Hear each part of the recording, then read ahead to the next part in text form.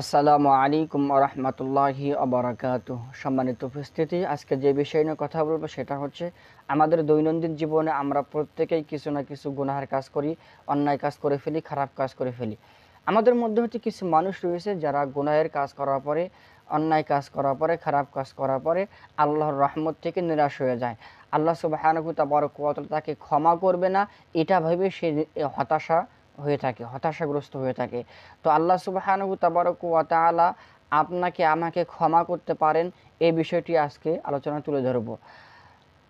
ইমাম তিরমিজি রহিমাহুল্লাহ তার তিরমিজি গ্রন্থে 3540 নম্বর হাদিসের মধ্যে উল্লেখ করেছেন, এবং হাদিসটি উল্লেখ করার পরে ইমাম তিরমিজি রহিমাহুল্লাহ তিনি নিজে বলতেছেন, হাযা হাদিসুন হাসানুন সহিহুন, হাদিসটা হচ্ছে হাসান সহিহ। তো হাদিসটা কি আসুন আমরা জেনে নেই।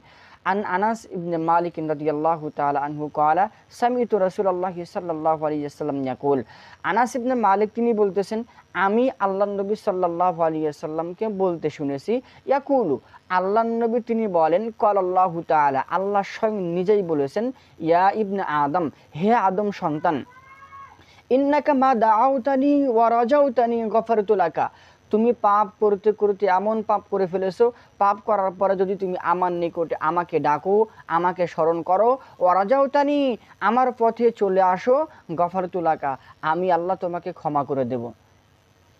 এরপর আল্লাহ সুবহানাহু ওয়া তাআলা বলতেছেন, ওয়ালা উবালি, তুমি কত বড় পাপী এটা আমি আল্লাহ সুবহানাহু ওয়া তাআলা পরোয়া করি না। আমি আল্লাহ এটা পরোয়া করি না যে তুমি এত বড় পাপী, এটা আমি পরোয়া করি না।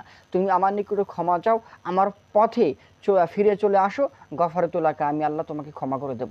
ইয়া ইবনে আদম, হে আদম সন্তান, লাউ বালাগাত যুনুবুকা আনানাস সামাই, যদি তুমি পাপ করতে করতে আসমান সমপরিমাণ পাপ করে ফেলো, সুম্মাস্তাগফারতানি, এরপরে আমি আল্লাহর নিকটে ক্ষমা চাও, গফারতু লাকা, আমি আল্লাহ সুবহানাহু ওয়া তাআলা তোমাকে ক্ষমা করে দেব। ইয়া ইবনে আদম, হে আদম সন্তান, লাউ আতাইতানি, যদি তুমি আমার নিকটে চলে আসো, আমার নিকটে চলে আসো, আমার নিকটে ফিরে আসো, বিকরাবিল আরজি খতায়া, জমিন সমপরিমাণ পাপ নিয়ে যদি আমার সাথে সাক্ষাৎ করো, তাহলে সেই পাপের মধ্যে যদি শিরিক না থাকে, লা আতাইতুকা বিকরাবিহা মাগফিরাতান, আমি আল্লাহ সুবহানাহু ওয়া তাআলা তোমার সাথে সাক্ষাৎ করব ক্ষমা নিয়ে। তুমি যেমন সমপরিমাণ পাপ নিয়ে আমার নিকটে চলে আসো, সেই পাপের মধ্যে যদি শিরিক না থাকে, তাহলে আমি আল্লাহ সুবহানাহু ওয়া তাআলা তোমার সাথে সাক্ষাৎ করব ক্ষমা নিয়ে, তথা আমি আল্লাহ সুবহানাহু ওয়া তাআলা তোমাকে ক্ষমা করে দেব। দেখেন, আপনি যত বড় পাপী হন না কেন, আপনি চুরি করেছেন, ডাকাতি করেছেন, ধর্ষণ করেছেন, খুন করেছেন, যত বড়ই পাপী হন না কেন, আল্লাহ সুবহানাহু ওয়া তাআলার নিকটে আপনি একটু হাত তুলে একটু বলেন, আল্লাহ, জীবনে অনেক ভুল কাজ করেছে, অনেক গুনাহের কাজ করে ফেলেছি, অনেক খারাপ কাজ করে ফেলেছি, আল্লাহ আপনি আমাকে ক্ষমা করে দিন। আল্লাহ সুবহানাহু ওয়া তাআলা বলেন, ইন্নাহু কানা তাওয়াবা, আল্লাহ তওবা গ্রহণকারী, আল্লাহ তওবা কবুলকারী।